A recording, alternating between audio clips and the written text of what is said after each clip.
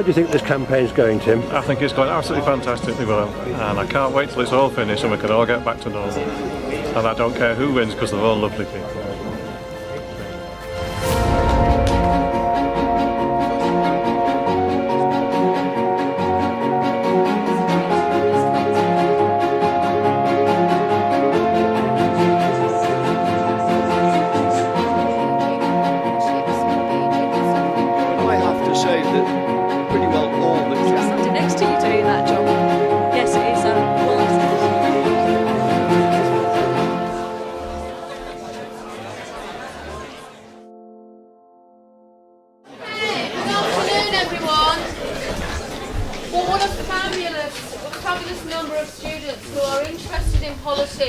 Interested in what is going on at the moment.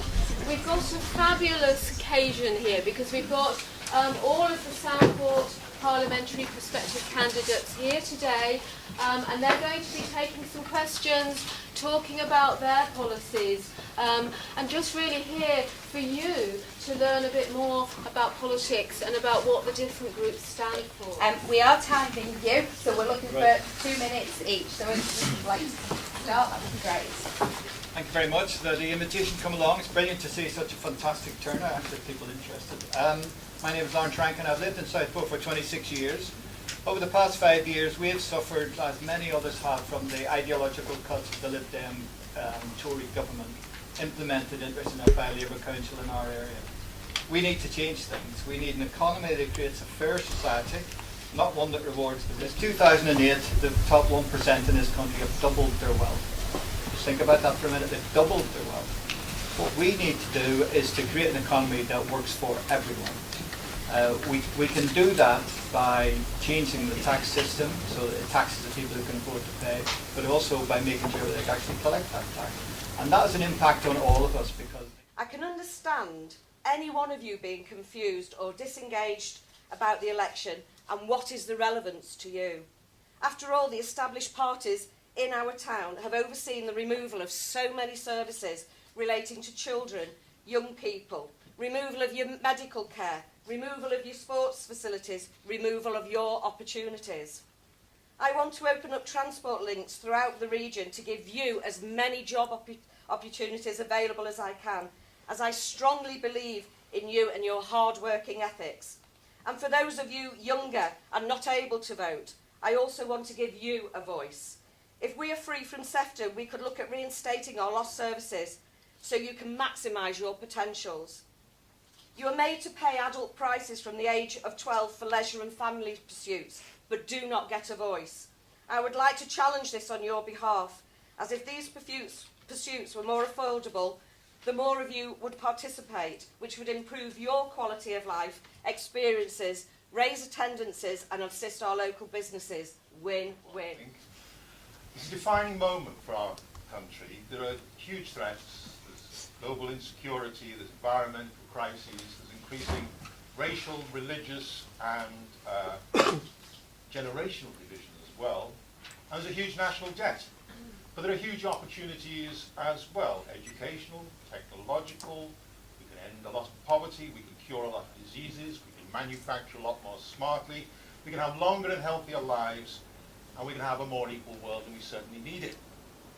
But none of these are going to be dealt with by, and none of the opportunities are really going to be grasped by just talking about them, by the old tribal politics, power grab mentality, by repeating political slogans. I've got them from my party, but I shan't use them, and by assuming any one party here has a monopoly of wisdom on this issue, or by never making compromises, which any future government is going to have to do, or by falling back on prejudice, or by simply not engaging brain and listening to the facts. Now, I believe all that, and that's probably the reason why I am a Liberal Democrat in the first place. But by the time you're well established in your career, these problems, all these problems, will have to be addressed. When I was a student of politics at St John Rigby in Orrell, I joined because I saw homeless people on the streets, and that upset me. I thought in a rich society such as ours, we should not need to have homeless people sleeping on the streets. We ought to be able to do something where they don't get to that stage to begin with, or where when they have got to that stage that we at least have hostels. We were supposed to be a civilised society, and that's what I wanted to see. As time went on, my interest in politics waned, and it came back a few years ago when my father took ill, and he actually had a brain tumour and died. Now the issue with that was that I'd watched the NHS and what was happening in the NHS, and I saw how the staff were struggling under the pressures and how there seemed to be so much bureaucracy in the NHS. I thought, I need to start making a difference again. So I became a councillor, and now I'm standing to be the MP for Southport. And I hope you'll support me in that, because my values are that we should have a more equal and fair society. We would reduce the Barnett formula spending, which allows devolved parliaments, particularly Scotland, to bestow benefits on their population that we in England cannot enjoy or afford. To compensate, we would give the devolved governments further tax powers so that they could, if they chose, raise their own revenue to pay for their own benefits. We would insist on meeting the 2% level set by NATO to fund our defence industry. On the education front, we would encourage a return to grammar schools on the basis that academic selection encourages a higher standard of education and discipline and also stimulates social mobility. I sense I'm being cut off, but I will explain the rest of the policies later. Thank you.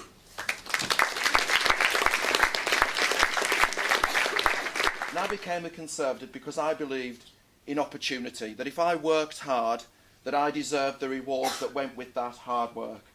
And it doesn't matter whether you're here studying and want to go to a good university, or you go out and get your first job, or you work your way through an apprenticeship. The government should support all those that work hard and strive for the right kind of things. And I believe the Conservative Party, after 5 years when it's been tough, have delivered the right results for this country, a future and an opportunity that you can all now have yourselves. It is important at this time, the most important election of a generation, and they're all saying it, every single one of them that wants your vote is saying it, and it is. We are at a real crossroads now, and people will have to make a decision. And just to dispel the myth that the parties, and including mine, are all looking for older people to vote for them, let me assure you on this, I have no problem at all in reducing the voting age to 16, because looking at the audience today, participation is as important at 16 as it is at 60 or 70 or 80.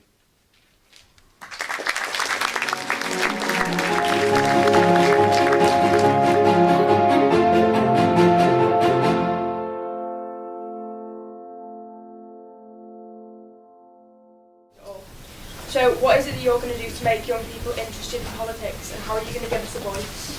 What I would say is that politicians too often all sound and look the same, so we've got to try and break that down and talk about things that people are interested in, as well as just the things that they want to talk about on that particular day.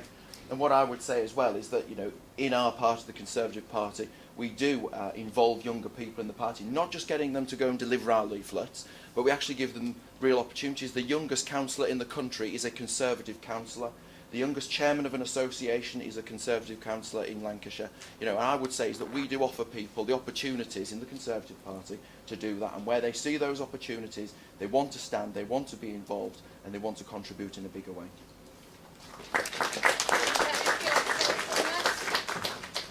Yeah, I think just looking around now and seeing so many of you have obviously got a keen interest in politics, there obviously is something right in society that's created and encouraged you to come here today and listen to what we've got to say.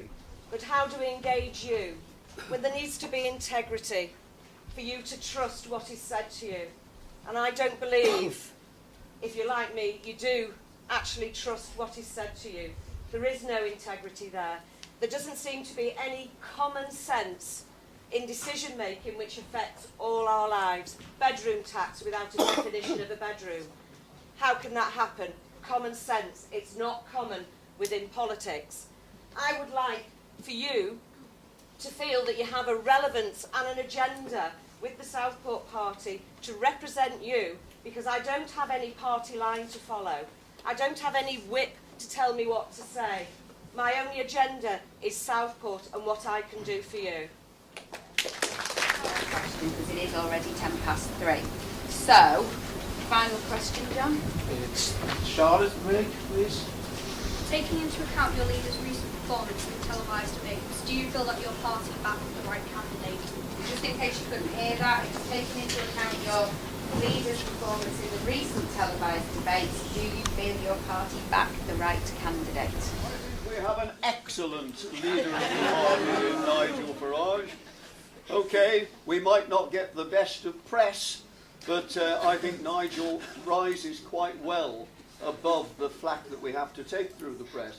We accept that being an anti-establishment party, that we set ourselves up to be shot down a lot, not just by the other parties, but by the establishment, by the other newspapers. I don't know whether any of you sort of, probably not actually, saw today's Sun, but they've devoted pages 1, 2, 3, 4, 5, 6 and 7 to why you should vote Tory. Now, quite honestly, it's impossible for any party to break down, certainly any small party, to break down the war that the press, the establishment are waging against the smaller parties. And I have to say that Nigel Farage rises above it all and is a fantastic leader. Thank you.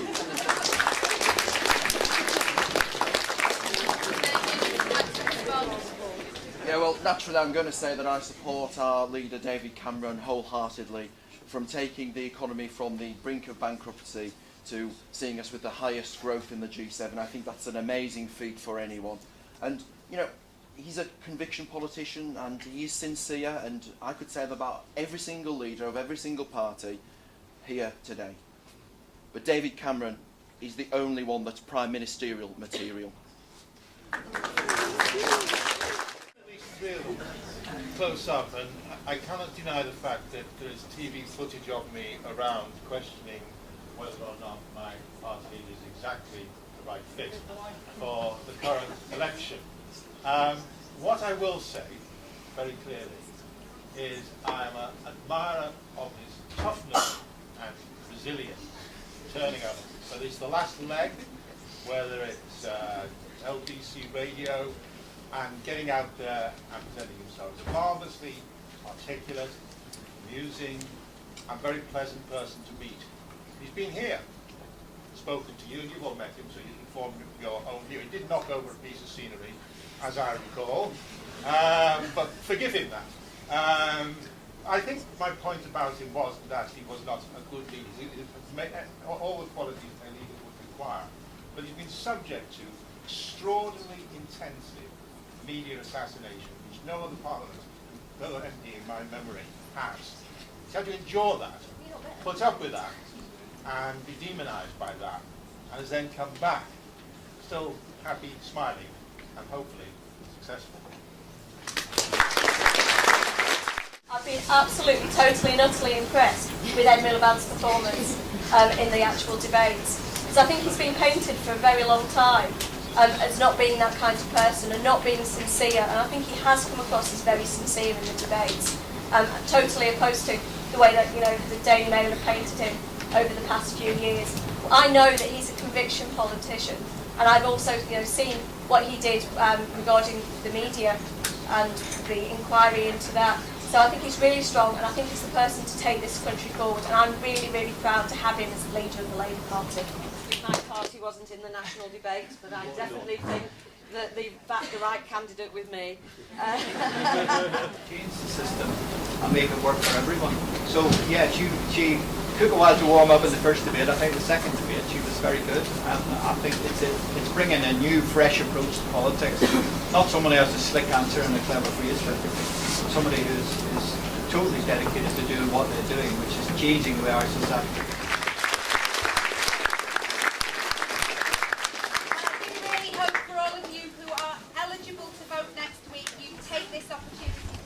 Very well, thank you, Martin. In what way?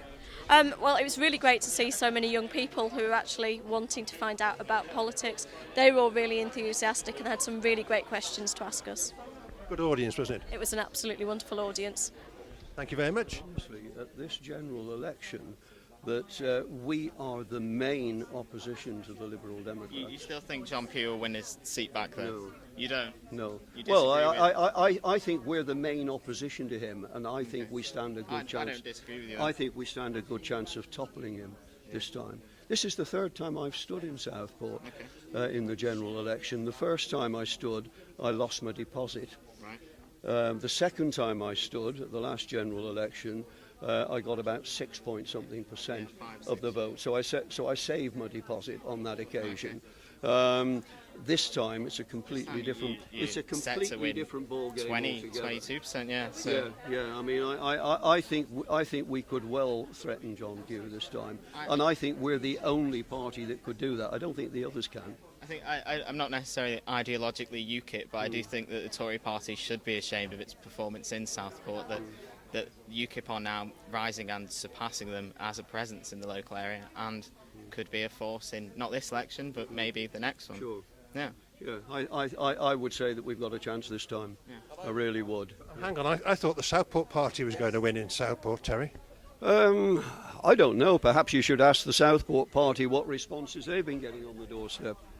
We've been getting lots of responses, very positive responses, because our local economy is dying. You know, sort of, I've been lucky enough to be born and bred in Southport, and I've seen how wonderful it can be and what opportunities could be available to these people. At the end of the day, at the moment, the Liberal Democrats have had so much power in Southport and they've done nothing for us. The only reason they're wanting out of Sefton at the moment is because they've lost power at a local level. Just check with those councillors as well how many of them are standing to be MPs in other constituencies and how important you actually are to them. Go and see our Botanic Gardens and ask your Lib Dem councillors why that vote was put back in the meeting, so that the only answer for redundancies at the Botanic Gardens was yes, we are going to make redundancies. Can I say, Martin, it might be unfashionable for somebody who's standing for one party not to criticise somebody who's standing for another party. But I have to say that pretty well all that Jacqueline says I agree with. I think the Southport party have done well for Southport over the years. To me, it's unfortunate that they're a local party, and it really takes a party like UKIP to go outside of Southport and bring into Southport some of the issues that need to be dealt nationally. Is this a love-in between you two parties? Not at all. Well, maybe you could vote for each other next week. Well, no, I'll be voting for myself. That's no secret. Who will you be voting for, Jacqueline? I'll be voting for myself. Terry and I have known each other for a long, long time. We do respect each other, and we do actually believe in what each other says, in the fact that you can trust what that person believes. My only agenda is Southport, and I feel that we can put Southport as an agenda nationally, which can improve our town, our youth's opportunities, and I really think we can be a leader nationally. 16 to 18-year-olds voting. Well, your party isn't for that, is it? It's not, is it? No, it's not. No. That's not about me. No. Yeah. But what personal influence do you think you could have on your party, if any, if you were elected? Well, the key to that is getting elected. So if I do get elected, I can argue in my party to do that. I think there's much support within the Conservative Party, because they were critical of the decision for Scottish teenagers to vote in the election. So is there any real chance of the Conservatives pushing that through, ever? Well, if I get elected, I'll certainly make sure it's on my agenda. What I would say to you as well, if you look at the Scottish referendum, more of the people aged 16 to 24 voted to stay with the United Kingdom. And I think that we were coming up to a point where it looked as though the SNP thought that they had the majority of those people voting yes to opt out of the United Kingdom. They were trying to manipulate that referendum in a way that they weren't able to do. If you also look at the Scottish referendum, 75% of those 16 to 18 turned out to vote in that referendum. Surely that's an indicator that there's an appetite for politics among people of that age group, and surely that would be a good thing to implement nationwide.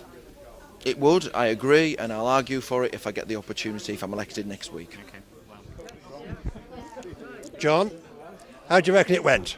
It went really well. I think the candidates expressed themselves really well, and I also believe the students were brilliant. It was a good session, wasn't it? It was very strong answers and challenging answers, so it was really enjoyable to listen to the MP or prospective MPs do their work. It was brilliant. Will it please you for me to say that of all hustings I've been to in Southport, this has definitely been the best? Brilliant. Well, obviously you've helped me tell me what to do because you were brilliant at that, so I appreciate that. But the students have, as you know, got a strong interest. They are very keen on what's happening in Southport and the politics side of things, and in general. And because you're now immersed in everything that's going on in Southport, who's going to win next Thursday in Southport? Labour. I would go for the Labour Party. Southport? From my understanding, based on my class. That must be pleasing for Liz. That's very pleasing, thank you, Martin. I'm quite pleased I was standing next to you to hear that, John. Yes, it is. Well, I've said all along it's a 4-horse race in Southport. All four major parties are performing very, very well, and we can see that from what we're hearing back from people who've already voted in the postal votes. It's neck and neck in Southport. And nationally? Labour, but I wouldn't be surprised they have to work with the SNP to get into power. I've got to ask, are you a member of the Labour Party? No, I'm not. Just my subjective approach. I think Labour will get into power, and I think Labour will get into power, and I think it will be a coalition again. Thank you very much, and thank you for inviting me. Well, it's a pleasure. Thank you for giving us some tips. It was brilliant. And who impressed you the most? Probably John Pugh. And he would get your vote? Yeah, I do like his. Apart from some of his votes against bills in the House, some strange votes against the gay marriage bills, I do think he is a good Liberal. Right, Damien, how do you reckon it went? I think it went very well. I think that in terms of the hustings, they've probably saved the best to last. I think we probably had the most critical audience of every single one of them. And if we've done something today, hopefully to inspire them to get involved, to go out and vote, then that's a great thing. Of the 3 students I interviewed before the hustings today, one of them said that they will be voting Conservative. Do you reckon they still hold the same opinion after listening to your talk today? Well, I would like to think so, Martin. I would like to think that the things that they were encouraged to say that we're going to vote Conservative for, encouraging them to vote Conservative in this election. So you'll have to tell me. She's still going to vote Conservative. Well, that's good, and I think our message is getting across, and hopefully the things that I've said today for the Conservative Party will get across to her and many others in Southport. Obviously, a week today we'll find out. Adele, as principal of KGV, how do you reckon it went today? I think it went very well. I think the students asked some very challenging questions. They put the politicians really on the spot, and that was very good. And it's just a real delight to see so many young people interested and wanting to engage in politics. I've got to say, and I was saying this to John Hadley before, that of all the forums I've covered so far in Southport, this was definitely the best attended and also the most interesting and lively. That's excellent. I'm glad to hear that. And as I say, I think it's a real credit to our students that they are interested in politics, they are interested in the future, and they want the best for Southport. So I think that was really shown in the audience today. And why do an event like this? What is this part of KGV's philosophy? Very much so. We want our young people to become the citizens of the future. So engaging with politics, engaging with something as important as a general election is a key part of what they do. Obviously, many of our students study subjects that are linked to politics, such as politics itself, philosophy, history, law. But I think just generally our students should be interested in what's happening in their community, and we want to encourage that. Thank you very much for inviting Channel 1. Thank you very much.